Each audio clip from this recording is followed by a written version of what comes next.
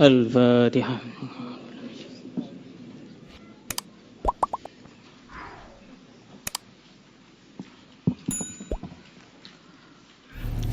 الفاتحة.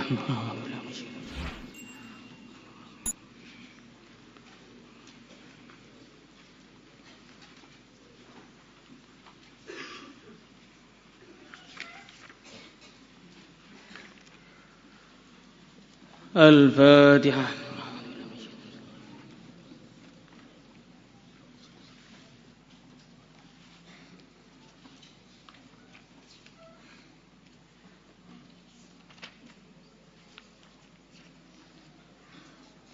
الفاتحة.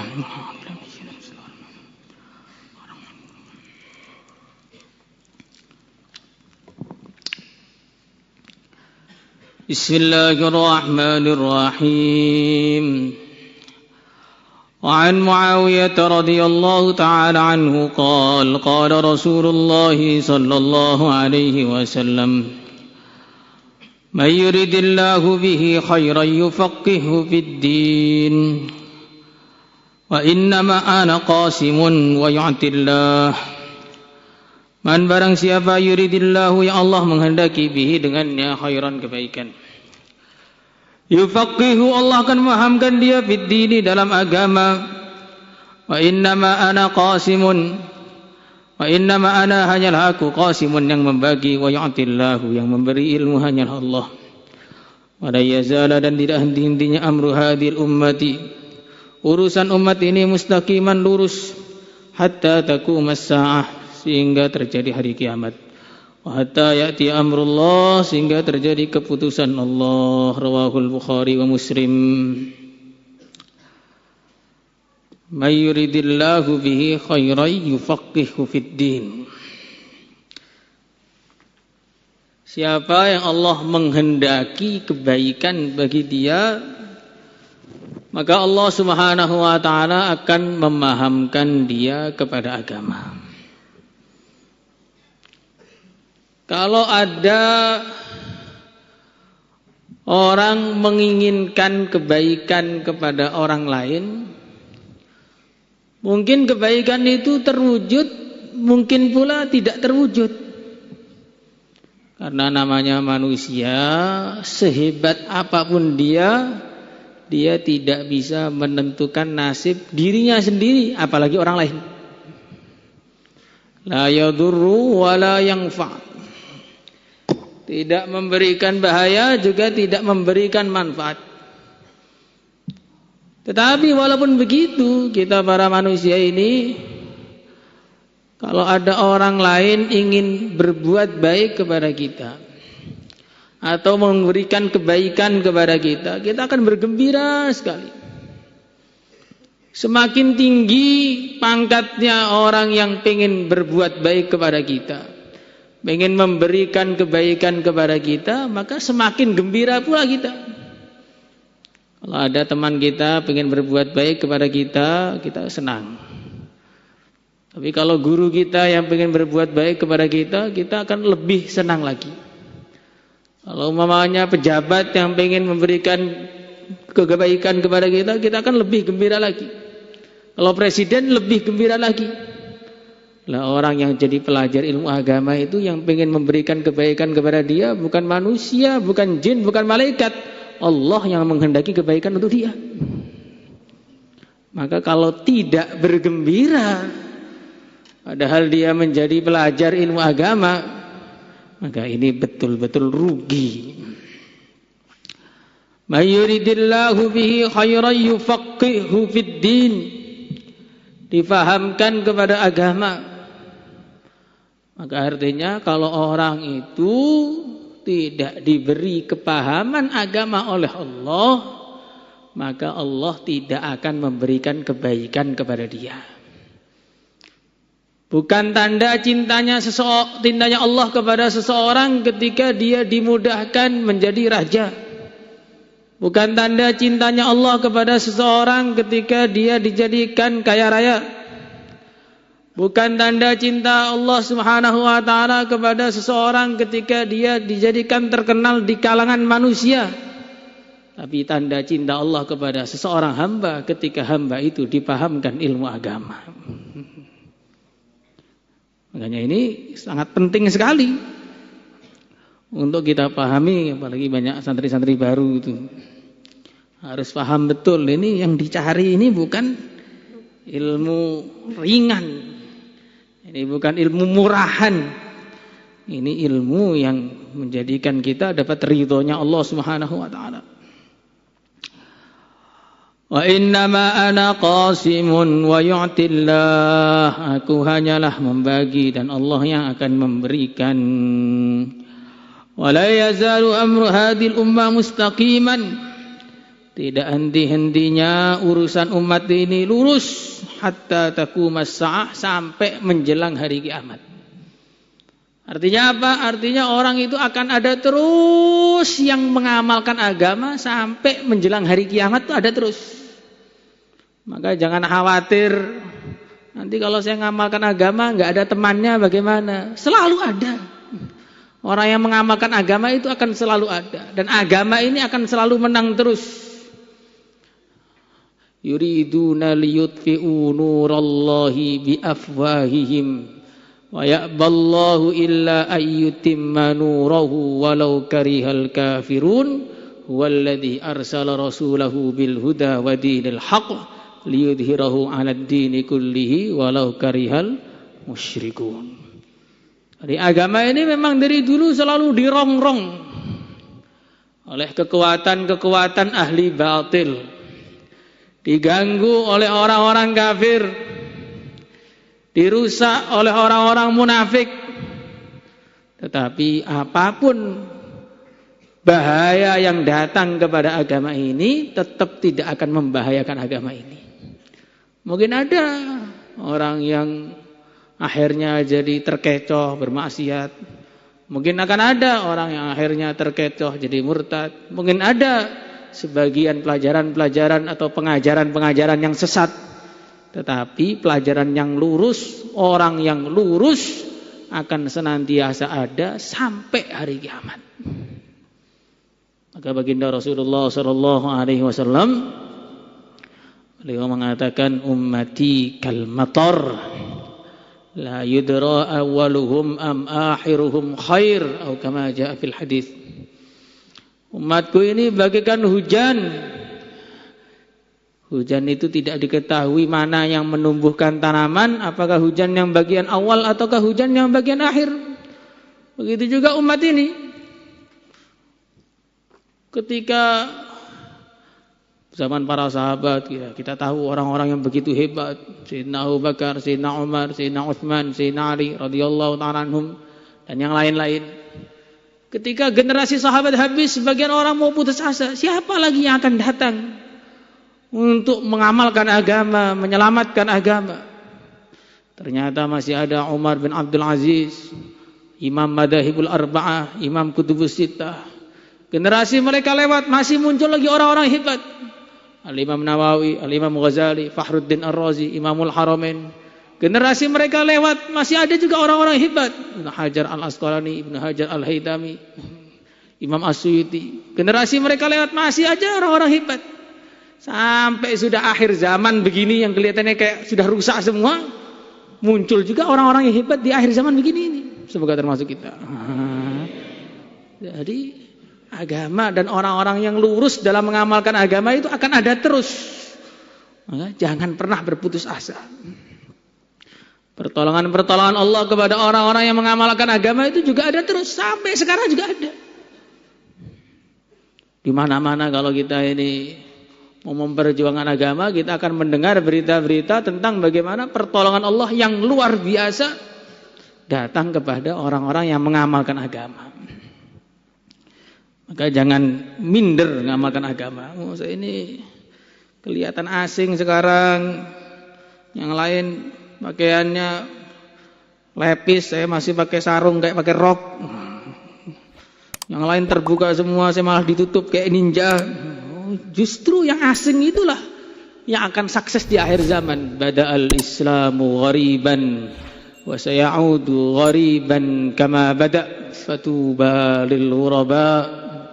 Islam akan Islam dimulai dalam keadaan asing dan kembali lagi akan muncul masa Islam asing lagi. Fatuba lil ghuraba, orang-orang yang kelihatannya asing itulah justru yang akan selamat di akhir zaman. Bahkan di pondok juga ada yang asing, yang sering ke masjid duluan tuh nanti di kamar digodain. Mau kemana? Belum komat tuh ke masjid. Justru yang duluan-duluan itu, yang asing-asing itu yang lebih sukses daripada yang lain. La ilaha illallah. رواه البخاري ومسلم والطبراني إلا أنه قال سمعت رسول الله صلى الله عليه وعلى آله وسلم يقول يا أيها الناس wahai para manusia innamal ilmu bitta'allum, hanyalah ilmu didapatkan dengan belajar, wal fiqhu bittafaqquh, dan kepahaman agama didapatkan dengan usaha memahaminya. Ini cara dasar dalam memahami agama itu adalah belajar. Itu cara yang paling dasar yang tidak boleh ditinggalkan. Dalam satu riwayat dikatakan walaisa ahadun yuladu aliman wa innamal ilmu bitta'allum. Dan tidak ada orang yang lahir dalam keadaan pinter, nggak ada. Dalam keadaan bisa semua, nggak ada. Innamal ilmu bitta'allum. Ilmu didapatkan dengan belajar. Maka orang itu harus sungguh-sungguh, seneng, usaha terus agar ada peningkatan tiap hari dari keilmuannya. Tidak tambah hari kecuali tambah banyak pemahaman yang masuk ke dalam hati. Jangan tidak tambah hari kecuali tambah banyak pelajaran yang sudah lupa. Kadang-kadang orang meningkat kelasnya bukan meningkat kepahamannya, tambah banyak yang dilupakan oleh dia. Naik kelas daurah berarti lupa Fathul Mu'in. Nanti kalau lulus daurah sudah lupa Kutubus Sittah. Lulus mondok lupa semua. Nah ini bukan begitu, harus meningkat terus. Innamal ilmu bitta'allum. Ada usaha peningkatan, menghafalkan, memudzakarahkan, menulis. Qayyidul ilma bil kitabah. Alilah ilmu dengan tulisan. Maka kalau di kelas jarang nulis itu nanti enggak paham apa-apa. Dan tanda kepahaman itu kalau bisa nulis, bukan kalau paham terus nggak mau nulis. Karena orang-orang yang nggak mau nulis itu sebenarnya nggak tahu apa yang mau dia tulis, sehingga diem saja. Ngomong apa tuh ceniki, gitu ceniki. Tetapi ada cara-cara lain dalam mempelajari ilmu agama yang juga harus kita praktikkan. Di antaranya apa? Man amila bima alim awrathahu Allahu ilma ma lam ya'lam. Barang siapa yang mengamalkan apa yang dia pelajari, maka Allah akan memberikan kepada dia ilmu yang belum dia ketahui. Makanya kalau kita lihat kitabnya para ulama itu panjang, detail sekali. Kok bisa punya kitab berjilid-jilid, berpuluh-puluh jilid seperti Imam Nawawi, yang mana dikatakan kalau dihitung antara umur dengan kitabnya itu setiap hari harus 100 lembar nulisnya. Kok bisa nulis banyak sekali, hafalannya kok bisa kuat sekali. Apa-apa nama rawi, hafal semua, lahirnya tahun berapa, matinya tahun berapa, anaknya siapa, gurunya siapa, hadisnya apa, hafal semua. Kok bisa begitu, bagaimana? Man amila bima alim awrathahu Allahu ilma ma lam ya'lam. Karena mereka ini orang yang setiap ilmu yang diketahui dipraktekkan, Allah akhirnya mewujudkan dalam hati-hati mereka ilmu-ilmu yang belum diketahui. Maka di antara haknya ilmu adalah diamalkan. Maka apa saja yang kita praktek, yang kita ketahui, kita pelajari hari itu, kita praktekkan juga hari itu sampai kematian kita. Insyaallah semangat. Karena kalau cuma belajar kemudian tidak diamalkan, kata guru kita seperti orang itu belajar buku kungfu saja. Baca sampai habis, Musuh datang nggak bisa ngapa-ngapain. Tapi ada orang cuma tahu 1-2 jurus saja, tapi dipraktekkan tiap hari, musuh datang bisa dipukul sampai mati. Itu yang kedua. Yang ketiga, di antara cara orang itu bisa mendapatkan ilmu agama, man zahida fid dunya 'allamahu Allahu min ghairi ta'allum.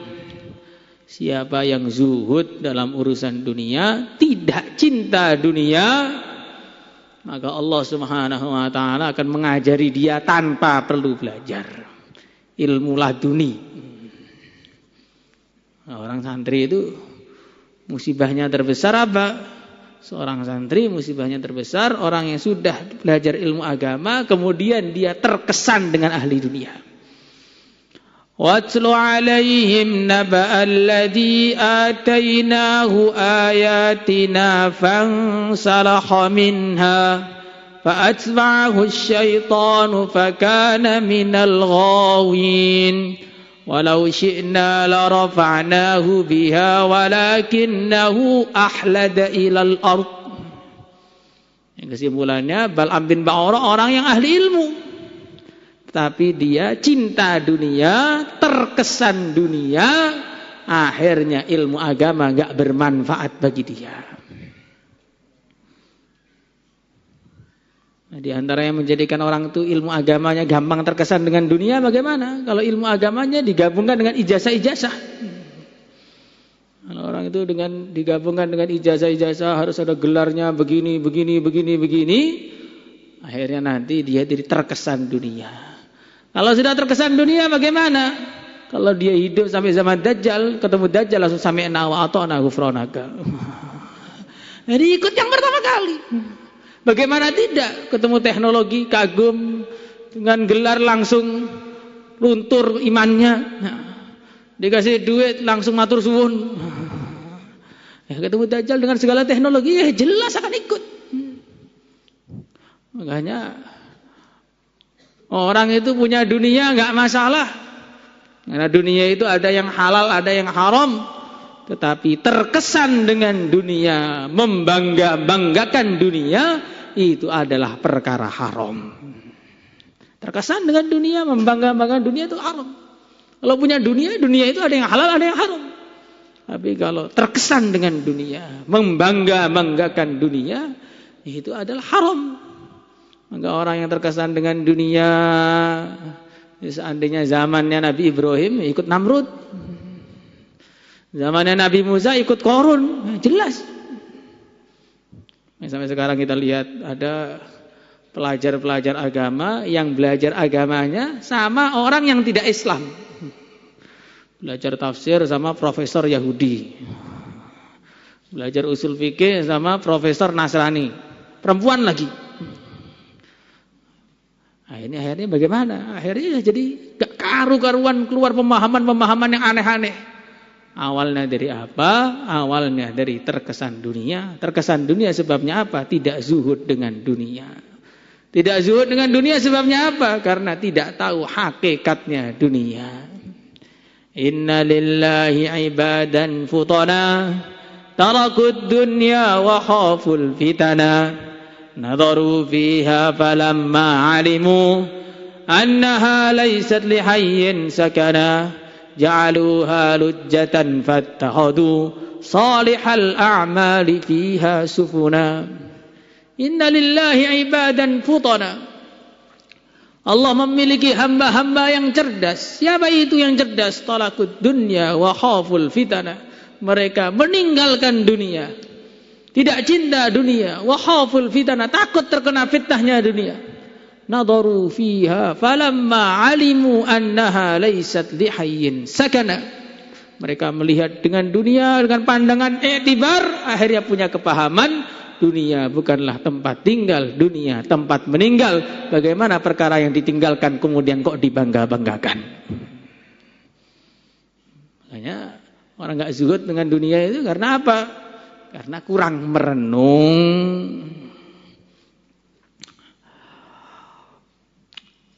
Wa may yuridillahu bihi khairan yufaqihu fid din. Barang siapa Allah menghendaki khairan, kebaikan yang besar, Tanwinnya kata para ulama litankir, lita'zim. Khairan, kebaikan yang besar, yufaqihu fiddin. Ketika Allah Subhanahu wa taala sudah mengatakan bahwa perkara itu besar, sudah enggak bisa dibayangkan. Besarnya itu bagaimana enggak bisa dibayangkan. Kita lihat bintang-bintang di langit yang begitu besar sekali. Berkali-kali lipat besarnya dibanding bumi ini. Berkali-kali lipat besarnya dibanding matahari. Tapi Allah katakan walaqad zayyana as-samaa'a ad-dunya bimasabiha. Aku telah hiasi langit dunia dengan lampu-lampu hias saja. Itu bintang yang gede-gede itu dikatakan oleh Allah seperti lampu hias kecil saja. Nah, kalau Allah sudah katakan pelajar ilmu agama itu akan dapat kebaikan yang besar, nggak bisa dibayangkan besarnya bagaimana, nggak bisa dibayangkan. Bukan 10 kali lipat dunia, bukan. Itu bagi orang yang paling rendah imannya, nggak bisa diketahui derajatnya. Makanya Allah berfirman, "Basyiril mu'minina bi anna lahum minallahi fadlan kabira." Beritahukanlah, berilah kabar gembira kepada orang-orang iman. Orang-orang iman secara umum saja dapat kabar gembira apa? Mereka akan dapat anugerah yang besar di sisi Allah. Kalau Pak Lurah bilang besar, ini ada sawah besar, ya, paling 1 hektar, 2 hektar. Kalau Bupati bilang ini sawah besar, berarti 10.000 hektar, 2.000 hektar. Kalau Presiden bilang ini sawah besar, jutaan hektar dia punya. Tapi kalau Allah bilang besar, bagaimana besarnya? Nah, orang yang iman saja tanpa ditambah hiasan ilmu yang banyak, Allah katakan akan dapat fadilah yang besar, anugerah yang besar. Lah bagaimana dengan orang iman yang dihiasi ilmu agama? Hafid Quran lagi, Masya Allah. Soleh lagi, diamalkan lagi, sudah berkali lipat-lipat yang nggak tahu lagi sudah. Tetapi innama yakhsyallaha min ibadihil ulama. Hanyalah takut kepada Allah dari hamba-hambanya al-ulama, yang ulama. Tapi tandanya kita ini ahli ilmu yang sebenarnya kalau ada rasa takut kepada Allah. Rasa takut kepada Allah ini jadi nilai tersendiri. Maka ada seorang ulama memuji kepada Sayyidina Umar bin Abdul Aziz radhiyallahu ta'ala anhu. Saya melihat ahli ilmu itu banyak, tapi saya tidak pernah melihat orang yang lebih takut kepada Allah melebihi Umar bin Abdul Aziz. Artinya apa? Takut kepada Allah itu pangkat tersendiri yang perlu kita usahakan, perlu kita praktekkan, perlu kita doakan biar wujud. Sehingga di antara doanya baginda Rasulullah sallallahu alaihi wasallam, waj'al khasyataka ahwafal asya'i 'indi. Ya Allah, jadikanlah ketakutanku kepada Engkau menjadi perkara yang paling saya takuti. Kita kan banyak takutnya. Takut hantu extra jos. Hantu extra jos dari dulu sampai sekarang enggak pernah muncul, tapi takut terus. Takut hantu, takut miskin, takut sama teman, takut sama kegelapan malam, takut racun, takut ular. Ada yang takut kucing, ada yang takut tikus, ada takut kecoa, macam-macam takut. Tapi jarang dari kita itu yang mewujudkan takut kepada Allah, jarang. Makanya Nabi mengajari doa, waj'al khasyataka ahwafal asya'i 'indi. Ya Allah, jadikanlah ketakutan kepada Engkau menjadi perkara yang paling aku takuti. Boleh saja takut ini, takut itu, tapi harus lebih takut kepada Allah melebihi yang lain-lain. Karena perkara-perkara yang kita takuti itu maksimalnya mendatangkan kematian kepada kita. Tapi kalau murka Allah setelah mati pun masih bermasalah bagi kita. Makanya ahli ilmu itu diantara syaratnya bisa dianggap sebagai ahli ilmu bagaimana? Innama yakhsyallah min ibadil ulama.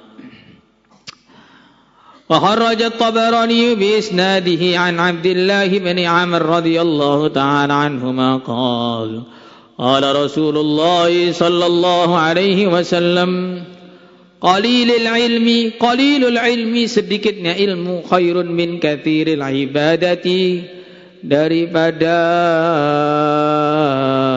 banyaknya ibadah.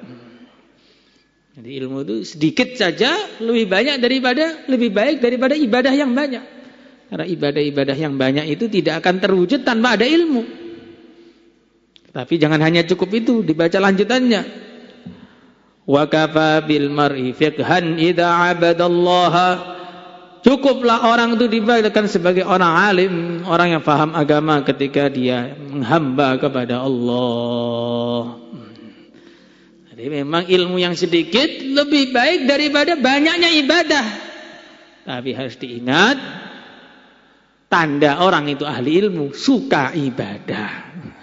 Ilmu yang sedikit lebih baik daripada ibadah yang banyak. Tapi tanda kamu berilmu kalau kamu itu senang beribadah. Makanya Al-Imam Ahmad bin Hanbal radhiyallahu ta'ala anhu dalam kisah yang terkenal, ketika beliau didatangi seorang yang mau menjadi santri, beliau siapkan air wudu. Pagi-paginya kelihatannya airnya enggak berkurang sama sekali. Ditanya oleh Imam Ahmad, "Hei fulan, kamu tadi malam enggak tahajud?" "Tidak, Syekh, ketiduran." "Oh, ya sudah, pulang sana." Enggak cocok, ahli ilmu kok tidak tahajud, enggak cocok.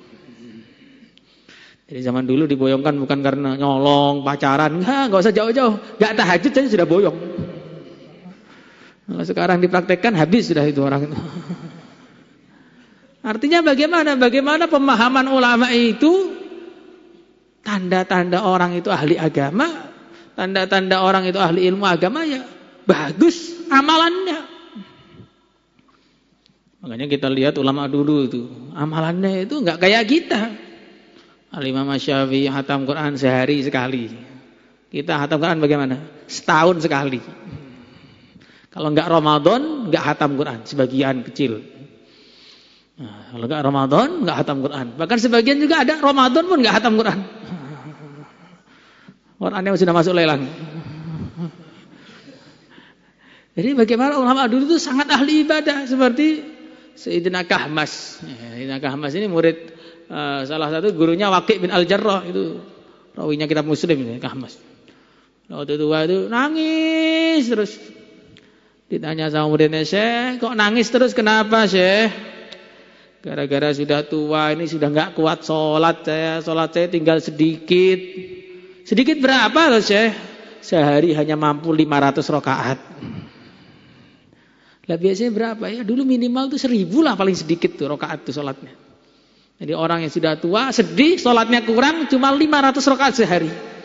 Nah kita berapa sehari itu? Nah, ini orang-orang ahli ilmu zaman dulu itu begitu. Ahli ilmu siapa? Sayyidina Utsman bin Affan, yang semalam-malam suntuk, baca Quran 1 kali khataman. Maka kita juga perlu praktekkan. InsyaAllah semaniat. Nah, di antara orang yang paling dibenci oleh Allah bagaimana? Tattalun bin nahar, jifatun bil lail. Orang yang waktu siang hari dia teriak-teriak, ya, sana sini kayak pendekar. Ketika malam hari jadi bangkai, enggak ada suaranya. Nah, itu dalam hadis disebutkan, innallaha yubghidu kulla jawadin ja'dariyin sahabin fil aswaq jifatin bil lail himarin bin nahar. Ketika siang hari itu kayak kuat seperti himar, malam hari lemes kayak bangkai, enggak pernah tahajud. Tambahannya lagi apa? Alimin bi umuri dunya, jahilin bi umuril akhirah. Urusan dunia paham, urusan akhirat enggak paham sama sekali.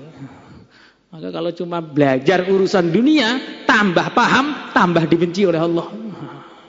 Kalau belajar urusan agama, tambah paham, tambah dicintai oleh Allah. Nah sekarang pilih belajar dunia, belajar agama. Kalau setengah dunia, setengah agama bagaimana? Allah enggak nerima yang setengah-setengah. Wa kafa bil mar'i jahlan, dan cukuplah seorang dikatakan orang bodoh idza ujiba bi ra'yihi, ketika dia dikagumkan dengan pemikirannya sendiri. Salatullah